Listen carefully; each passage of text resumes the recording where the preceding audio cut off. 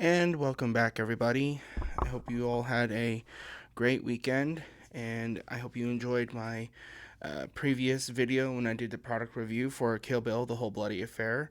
And thank you all for liking and subscribing, all that good stuff. Today, I have a real doozy for you. I was able to go out and see Spider-Man Brand New Day. So that's what we're going to be talking about today. Cut to review. So let's talk about it. So I went into this movie with little to no expectations about what it was gonna be. I had some theories about what was gonna happen, but ultimately, you know, Spider-Man is one of my favorite characters in all of Marvel, and so I had high expectations for him as a character, and his films are always good, no matter who's portraying him. But recently, I've been okay with Tom Holland's portrayal of the character. I think he does better in ensemble films where he's supported by other people and he can kind of just be what obviously he wants to be, which is just goofy and fun, which is fine. But in his own standalone films, sometimes it got a little bit too much like, oh, we're clearly in high school with this kid. And that's a complaint that I had in his early trilogy throughout the early years with him. But he was always fun in uh, the balance of other characters like Iron Man and Captain America, and even in big ensemble films he was great, in Infinity War and in Endgame. But ultimately, in his own standalone films, they always put him with somebody else, whether it was Jake Gyllenhaal in Far From Home or the other two Spider-Men in No Way Home. He was always with somebody else. And so to see them trust him with something like A Brand New Day, which was basically just him, it was really good to see that. So the one thing that I did write down in my notes was that, it was a much needed reflection and a fresh take on the tale of Peter Parker. This one definitely felt closer to the comic books than some of the other ones have in the past.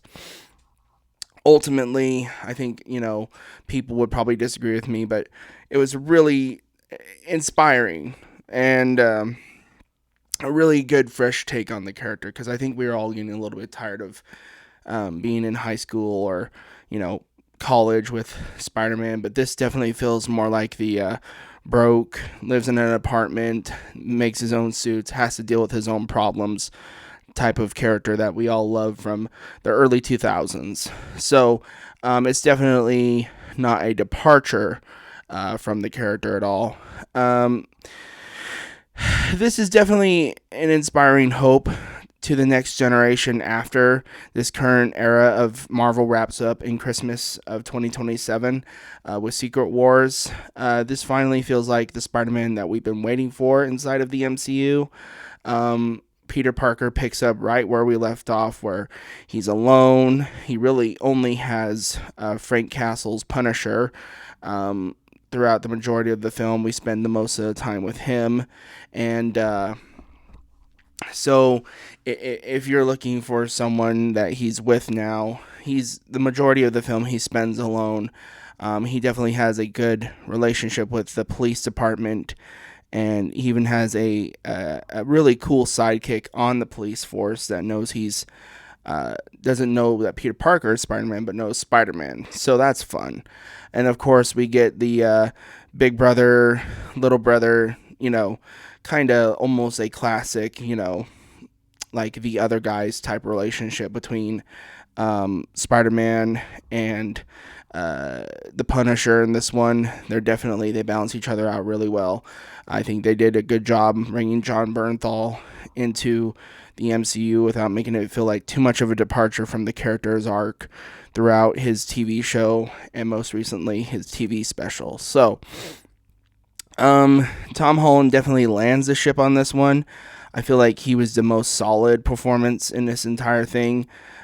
He definitely has his moments of like, there are some moments where he feels still a little bit like that kid from No Way Home, and But when he's going through this transformation and this growing up phase in Brand New Day, it doesn't feel bad. It just feels different. And I think that's okay. So ultimately, I feel like there's a hopeful and a hopefully better future for Spider-Man movies to come. Obviously, a huge spoiler alert. I don't think they're done with this character. That's not a huge spoiler. Ultimately, I went into the film thinking that, this might lead up to maybe a soft exit for him from the MCU. Seemingly, that's not the case. I won't spoil the ending for you, but they do kind of leave it on a open-ended thing for this chapter of Spider-Man, which is, I think, ultimately having some time to reflect on it from last night when I got home from the theaters. I think it's fine, but it's not, if you're hoping for the black suit Spider-Man Secret Wars run, just don't hold your breath. um, Ultimately, I give it a 5 out of 10. It's a fine film. I don't think it's the best, but it's also better than it was. Ultimately, if I had to rank this one amongst the other three films, it would go this one, and then Far From Home, then No Way Home, and then Homecoming, and then maybe Civil War would be, because that was kind of his intro. But ultimately, I do feel like this is the most character development we've seen from Peter. Along with No Way Home, we kind of he got, very like grounded and grown up in that film because of the death of Aunt May and because of the fact that he had to make choices that even himself, he was like, Spider-Man sometimes has to make the choices that Peter Parker hates. And I do feel like that happens in this film. Whether or not you believe the hype that he's done now and that he's not in either of the two big films that are upcoming, I don't personally believe that hype, but it could be. um, Ultimately, there were some really good performances in this one. I feel like Tom Holland carried the majority of the weight because he had the most character development to do in this one. Another standout was Jacob Batalon, or Ned in this film. He does a really good job departing from the old Ned and kind of giving us a college, more grown up, not as still kind of nerdy, but not as like, just there for comic relief. He definitely has a lot of character development and fun in this movie that I felt like was missing from his character in the last two. Because Spider-Man's best friend is always very grounded. In every film that he has one, whether you look at James Franco or the other, and I forget his name now, but the other uh, Osborn character from the Andrew Garfield universe, when he's there for the brief time that he always has a best friend that's very like there for him in a way that maybe nobody else can be. They do share a moment on screen at the very end that's very satisfactory for us as people, and maybe for the character it meant something to them, and so they kept it in the film. But ultimately, I was just like, I don't know if this is, the end. Sadie Sink, spoiler alert, is a very good Jean Grey in this film. If you didn't know that, that's fine. But don't be surprised because, I mean, she's really the only character with this power set that I feel like they would introduce in this way. She's sort of the misunderstood villain in this film. She is really, really good. Like, ultimately, even in the early 2000s, I didn't feel like, that Jean Grey was more than just a love interest for Hugh Jackman's Wolverine. And so it was kind of missing that comic accurate, almost feeling that you get off of Jean Grey, where she can be a very complex character and not just one note. And so far, we've gotten the one note, which is the Dark Phoenix, big, scary, Omega level X-Men character, which she definitely is, but also we need the note to know that she started somewhere else. And she definitely does an amazing job giving us kind of that balance of depth along with heart. And, throughout the film, you kind of figure out that there's somebody doing all this to Peter, and seemingly he's facing off against a whole, buffet of his comic villains, and there's so many cool little like comic book cover moments throughout the film that we get, and those are really fun and amazing, which you'll enjoy if you're a nerd. I enjoyed quite a bit of it. There are also moments that feel like the video game, which I'm currently playing through. As of recording this video, I'm playing back through Marvel's Spider-Man on PS5, but there is so much of that balance there. And with Jean Grey becoming a more popular character and appearing in, this film, and I'm sure they're setting up their new X-Men film post Secret Wars. They've already kind of announced that the director from Thunderbolts will be taking over on that series, and I think that's kind of exciting, and I think that this is a good place to start because Jean Grey is the first X-Men that ultimately Professor X recruits and kind of saves from herself. So, John Bernthal was another standout for me in this one. I feel like his Punisher, like I said, he was really fun. I've always really liked Punisher as a character, and he brought a lot of depth and even a lot of ultimately a lot of fun to the character that I feel like was missing. Because throughout the comic books, he can be a little bit dark and brooding sometimes, but they didn't make him Batman in this one, which was what I was kind of afraid of, which is they're going to make him too heavy on, a Spider-Man story, but they were able to have some fun with his character, and the two just shared such good chemistry on screen, and I think it helps that they're friends in real life, and the fact that they were already working together from the Odyssey, I think really helps the fact that they had a whole summer basically together to kind of work out this chemistry for Brand New Day, and I feel like that does a lot of the heavy lifting when it comes to Mark to the whole thing. So Mark Ruffalo definitely is in this movie for a brief time, and the few minutes of screen time that he shares with Tom Holland and even Sadie Sink's character, he has some moments, and they definitely bring him back to a more Banner and Hulk relationship with his alter ego, the other guy. It's not anymore Professor Hulk or something that he can control, but they kind of bring it back to now you have to learn to balance it again. And I think that's a good setup for whatever he ends up being for the Time Runs Out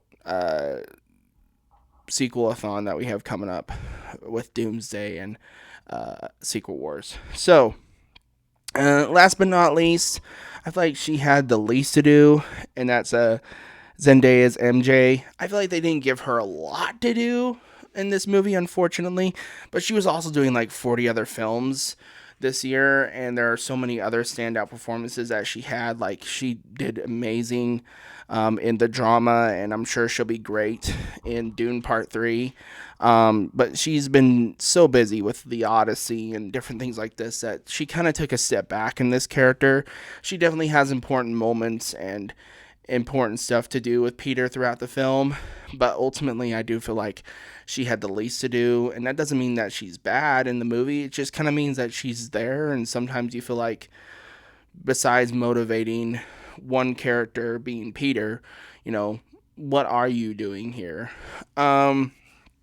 But ultimately, like I said, this movie was really fun. It was a return to a simpler time in Spider-Man where we weren't facing off against something that was, gonna end the world possibly or kill everybody. It wasn't a universe level threat. This was more of a street level Peter meets, kind of a comic book run that I could totally see happening. Introductory to a character like Jean Grey is hard to balance, making her not too overpowered and also not too, weak or young to be in this movie. I feel like they really balanced those dynamics extremely well. Obviously, there's amazing fight scenes throughout this whole thing. They definitely returned to a simpler era of the MCU, which is represented by recently, I think, the Thunderbolts and Fantastic Four, and hopefully Doomsday will continue this trend of simpler, better, and more quality than what we've been used to, where there's been few and far between. But ultimately, I'd say go and see it. It's not, here's the deal. You're going to go see it, all right? So go see it. But, let me know in the comments down below if you've already seen it, if you went and saw opening night like I did. Let me know what you thought of it in the comments. Did you think it was good? Did you think it was lacking? Did you think it was kind of on par with the other three? I can see all three of those things being something that somebody might have. The only thing I have against this film, I guess, if I had to nitpick, and this would be really nitpicky of me, would just be that they kind of tease at the fact that he was going to get a hero's ending in this one, and then they just kind of backed out of that really fast. Spoiler alert. But that's very nitpicky, and honestly, I know what they're doing with the character moving forward. They're kind of setting him up as our friendly neighborhood Spider-Man moving forward into the next huge films. They can kind of leave him out and he'll be fine. But ultimately, I do just feel like if they were hoping to give him purpose in the next two films, they should have probably done the black symbiote suit run from the comic books from Secret Wars. But again, that's small potatoes in the long run, because now they can kind of age him out of the character and do fun storylines from the other comic books with him that don't have to do with the black suit. They can still do black suit, but anyways, I'm getting way too much into the weeds. That's going to be the end of this review.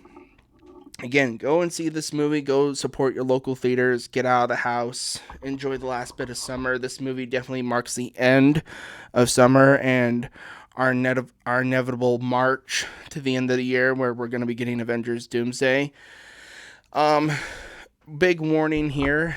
I don't know if I'll be able to do Dune Part 3 and Avengers Doomsday opening weekend. I am going to do, I will give you probably a shorter something that weekend that might just be, and then I'll give you the next week, probably like the week of Christmas. I'll give you the review probably the Monday after opening weekend, just so I have time to process both films. I'm going to see them both opening night, but just to warn you, if you're looking for this channel's review, my reviews are always over on Letterboxd. You can go check those out, and I will try my best to remember to at least give you a brief my written review of it before the video review the week after. But other than that, if nothing else, and somehow I end up dying during the incursions of Doomsday, at least we have this hope that I will see you at the movies. All right. Peace out.